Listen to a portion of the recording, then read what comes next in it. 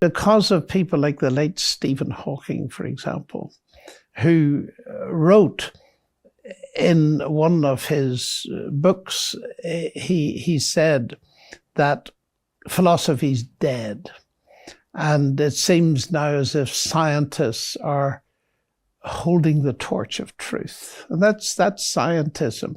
The irony of it is, of course, that he wrote it in a book where it's all about philosophy of science. And it's pretty clear that Hawking, brilliant as he was as a mathematical physicist, really is a classic exemplar of what Albert Einstein once said: the scientist is a poor philosopher. And my response to it is very much would be couched in the kind of attitude that Sir Peter Medawar, he's a Nobel Prize winner in Oxford here, once wrote. He said, it's so very easy to see that science, meaning the natural sciences, are limited in that they cannot answer the simple questions of a child. Where do I come from? Where am I going to? And what is the meaning of life? And it seems to me immensely important that we recover that.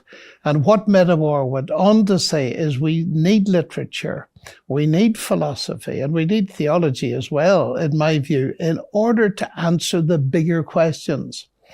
Now, the late Lord Sachs, brilliant philosopher, he was the chief rabbi of the UK and the Commonwealth and so on. And one of the guests on this series. And one of the guests on this series, well, I'm delighted to hear it, he once wrote a very pithy statement that I found very helpful. He said, you know, science takes things apart to understand how they work, and I suppose to understand what they're made of. Religion puts them together to see what they mean. And I think that encapsulates the danger in which we're standing. Science has spawned technology. We become addicted to technology, particularly the more advanced forms of it, like AI in my book, like virtual reality, the metaverse, all this kind of stuff. We've become addicted to it, but we've lost a sense of real meaning.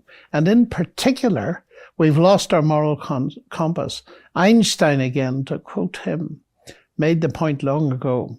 He said, you can speak of the ethical foundations of science, but you cannot speak of the scientific foundations of ethics. Science doesn't tell you what you ought to do. It will tell you, of course, if you put strychnine in your granny's tea, it will give her a very hard time. In fact, it'll kill her. But it can't tell you whether you ought to do it or not to get your hands on her property. And so we're left in a scientistic moral vacuum.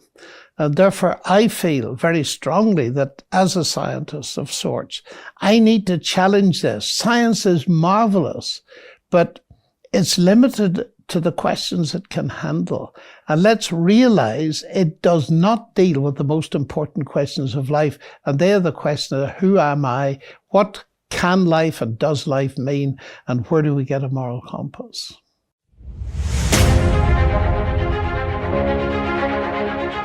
Thank you.